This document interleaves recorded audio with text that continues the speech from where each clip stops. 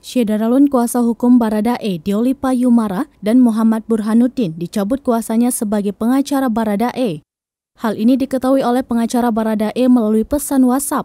Menurut Deolipa, surat kuasa itu berupa foto surat pencabutan yang ditandatangani Baradae di atas materai.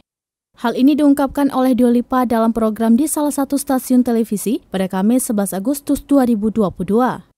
Deolipa mengatakan menurut surat tersebut, Baradae telah mencabut kuasa dirinya sebagai kuasa hukum terhitung sejak Rabu 10 Agustus 2022. Selanjutnya, Deolipa meragukan bahwa surat pencabutan kuasa tersebut dibuat oleh Baradae. Keraguan Deolipa dilandasi dengan Baradae yang kini masih ditahan serta usia dari kliennya tersebut yang tergolong masih muda.